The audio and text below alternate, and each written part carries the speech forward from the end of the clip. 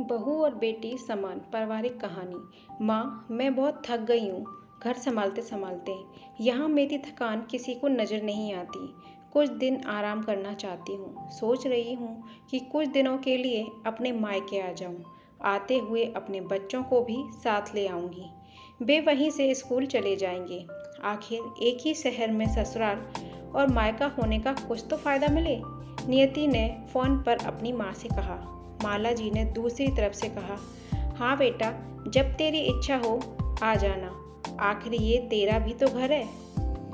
ठीक है माँ, तो मैं कल ही आ जाऊंगी। नियति खुश हो बोली, हाँ बेटा, कल आ जाओ, मैं तुम्हारा इंतज़ार करूंगी।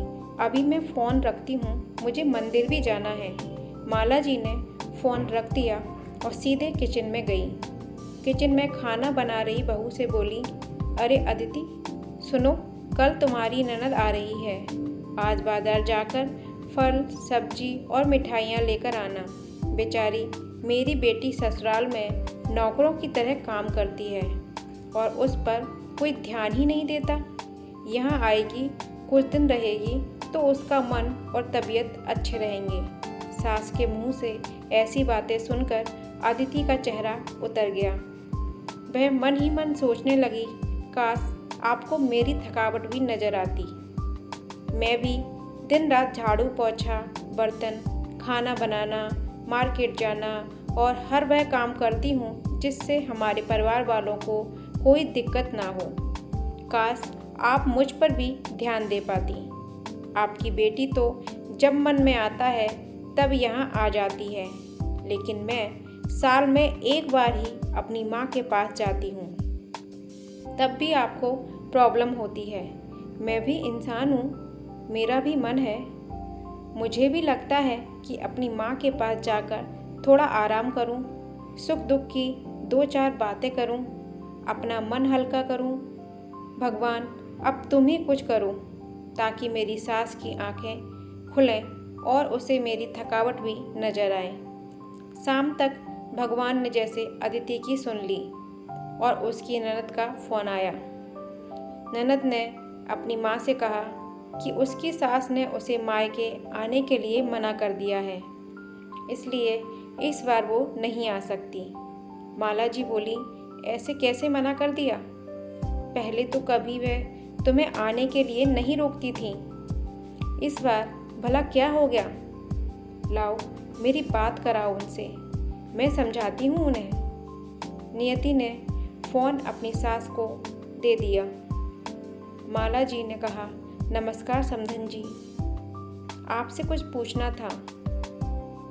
समधन जी ने कहा, कहिए। दरअसल नियति कल त्योहार है, इसलिए अपने मायके आना चाहती है। अगर आप उसे भेज दें तो अच्छा रहेगा। नियति की सास ने कहा, देखिए समधन जी, आपकी बेटी मायके जाकर रहे, इस बात के लिए हमने उसे कभी नहीं रोका और इस बात से हमें कोई प्रॉब्लम भी नहीं। कुछ दिनों पहले मैं अपने रिश्तेदार की शादी में गई थी। वहाँ आपकी बहू अदिति की माता जी से मिलने का मौका मिला।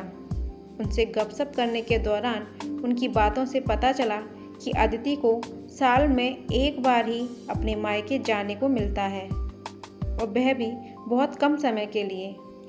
मुझे लगता है आपको पहले अदिति को उसके मायके भेज देना चाहिए और वह जब मायके होकर आ जाएगी तो मैं नियति को आपके पास भेज दूंगी। एक बहुत ज़रूरी बात जो मुझे लगता है आपको समझ लेनी चाहिए कि आपको अपनी बहू को भी बेटी की तरह या बेटी से भी ज़्यादा प्यार देना चाहिए। उसे भी मायके जाने की इच्छा होती होगी।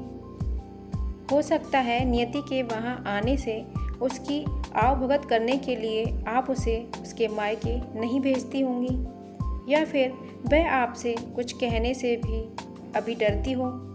अगर आप उसको घर में ही कैद रखोगी तो एक दिन ऐसा आएगा जब वह आपके खिलाफ बोलने लगेगी, फिर वह आपकी सुनेगी भी नहीं और जब चाहे तब अपने मायके जाएगी। ऐसी परिस्थिति आ जाए, इससे अच्छा है कि आप ही कुछ बदलाव अमल में ले आएं, जिससे आपका रिश्ता और रिश्ते की मिठास खराब ना हो। माला जी को अपने समधन के हर एक शब्द में सच्चाई नजर आई।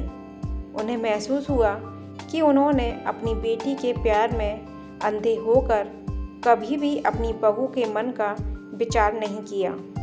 उन्होंने हमेशा ही अपनी बेटी को अपनी बहू के ऊपर रखा है। दूसरी तरफ नियति भी अपनी भाभी के बारे में हो रही इस बातचीत को सुन रही थी। उसने भी रियलाइज़ किया कि वह कभी भी अपनी भाभी के साथ ठीक से बात नहीं करती और जब जब वह अपने मायके जाती है तो भाभी थोड़ी उदास रहती हैं। माला जी ने अपनी बहू को बुलाया और उसे कहा कि अदिति, कुछ दिनों के लिए नियति नहीं आने वाली है, इसलिए पहले तुम अपने मायके होकर आओ।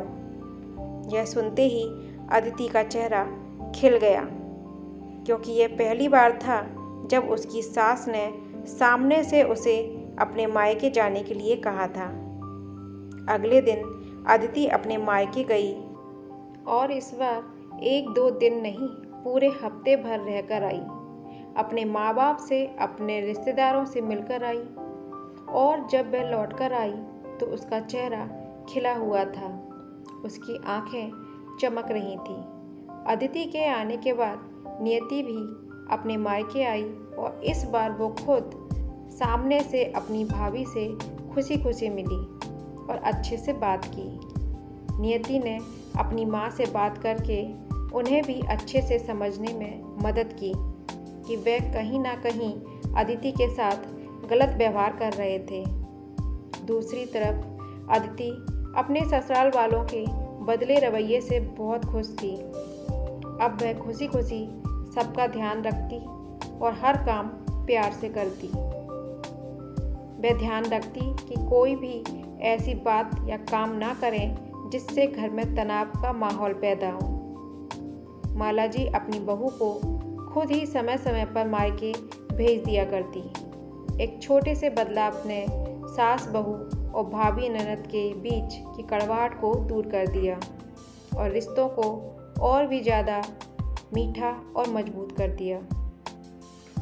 फ्रेंड्स, आपको ये कहानी कैसी लगी कमेंट बॉक्स में ज़रूर बताइएगा और कहानी पसंद आने पर मेरे चैनल को लाइक, शेयर, सब्सक्राइब ज़रूर कीजिएगा। Thanks for watching.